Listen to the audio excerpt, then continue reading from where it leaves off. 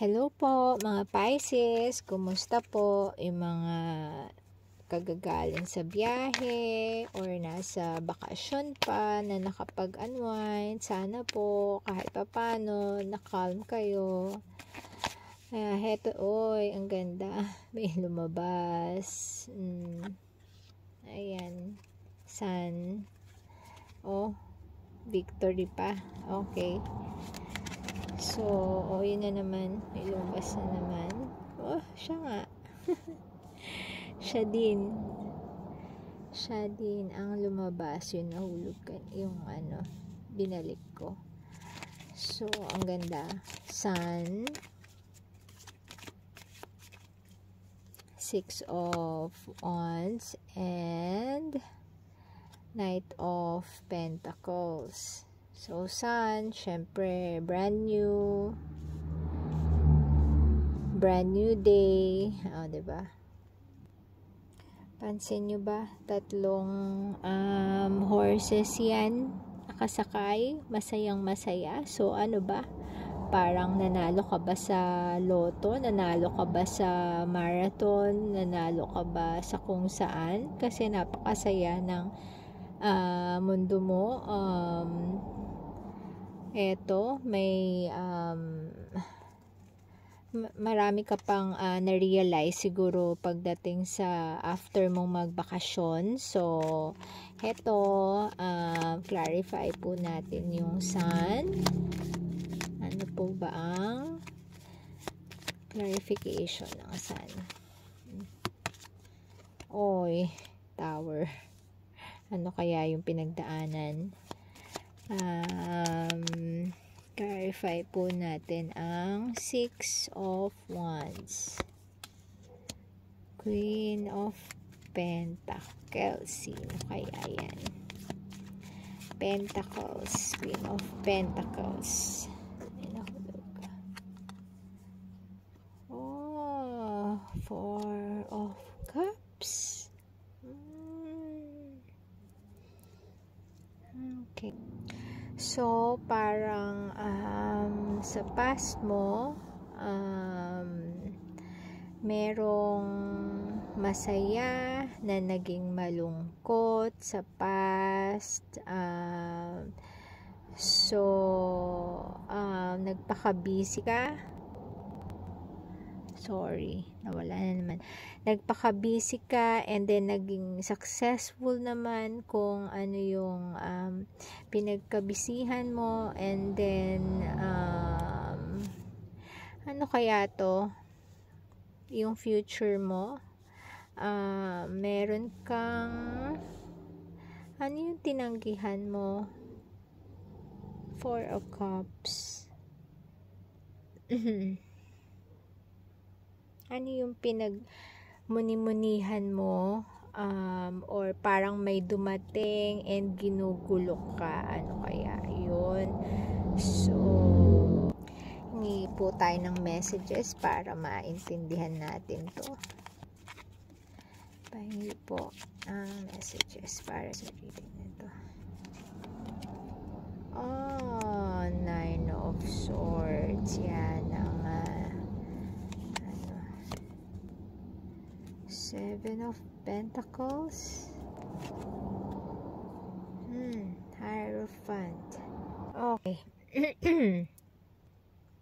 Nagigets ko na. Merong isang tao from the past na nagpasaya sa mundo mo, as in sobrang saya, na bago ang mundo mo dahil sa kanya. And then biglang may nangyari na nagkaroon ka ng, I'm not sure kung literal na accident tong nangyari, and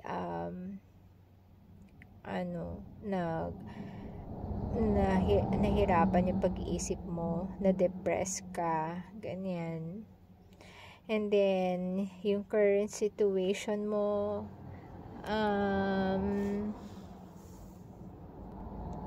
parang parang nakalagay dito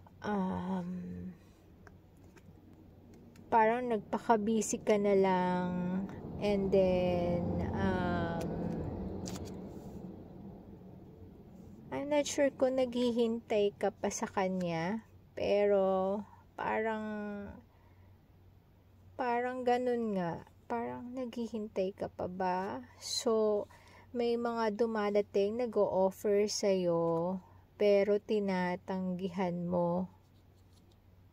Bakit?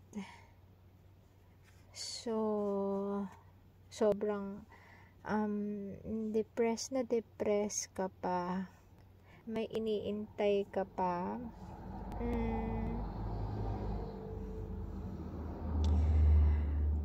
I'm not sure kung subconsciously aware ka sa nangyayari sa'yo. Pwedeng literal na siguro yung dating kasintahan mo, boyfriend mo, girlfriend mo, asawa mo, siguro pwedeng namatay siya or may nangyari sa kanya kaya nawala siya. Syempre nakaka-depress talaga yun.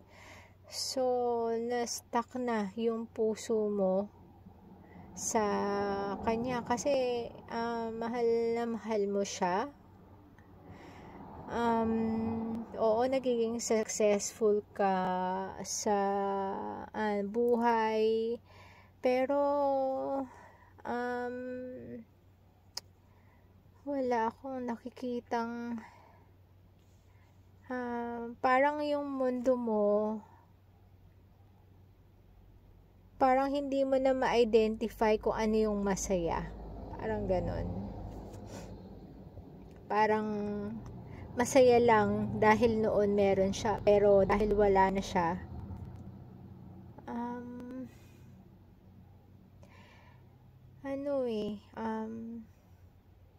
naniniwala ka na siya yung parang bigay talaga sa'yo, ganon. Parang siguro yung iba sa inyo kasal, yung iba naman siguro parang kulang na lang ang kasal, ganon kasagrado yung pagsasama nyo. So para kang na-stuck na. So hindi naman masabing depressed ka pa din. Okay ka na, naka-move on ka na. Tingin ko parang medyo matagal na nangyari to, pero parang ganun ka pa rin. Or pwede rin na merong isang tao from the past na nagbigay sa'yo ng saya, ang sobrang saya ka, and then parang nakikita ko baka married to, na sinabi niyang mahal kita, pero hindi pwede kasi married pa siya, parang ganun. And then yung puso mo hindi mo ine-expect na aasa ng ganun. So parang na-stuck ka, hindi mo nare-realize na umikot na lang yung mundo mo sa paghihintay sa kanya. So naghihintay ka. Maganda nga yung buhay mo, marangya siguro or what, pero yung gusto mo sana na maranasan, or yung buhay na gusto mo sana, hindi niya maibigay. Yung luho mo kaya niyang ibigay, pero meron kang inaas na hindi niya maibigay, or sinasabi niyang maghintay ka lang, pinaghihintay ka at ibibigay din niya. So ayun, hanggang sa parang nasanay ka na, ganyan, nasanay ka na, and then hindi mo Kahit may mga iba, tinatanggahan mo na, hindi mo na nakikita yung potential ng mga ibang tao na lumalapit sa iyo, mga nag-o-offer din sa iyo ng kasal, ganyan. Hindi mo na napapansin yun kasi na-stuck ka na dun sa tao na parang masakit man pero parang pinaasa ka. Ayun. So, Pisces, hingi tayo ng guidance from the angels. Baka sakaling meron pong matutunan sa reading na to para sa Pisces na to. Of course, hindi para sa lahat, pero sa reading na ito. Message po, gabay, guidance para po dito sa reading na ito.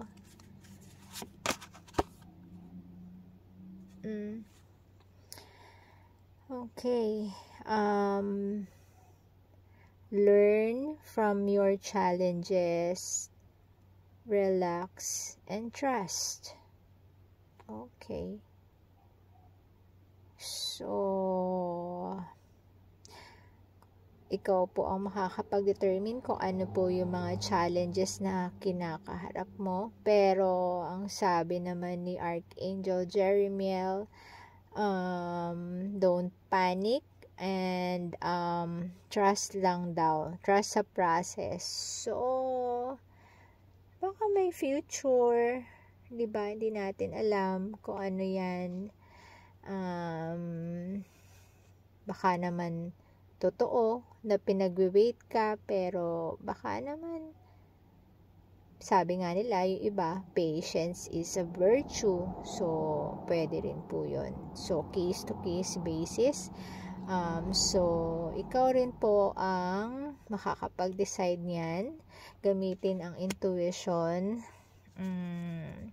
So, yun lang po muna ngayon, Pisces. And sana po may napulot kayo. Salamat po sa panonood. And have a good day. God bless po.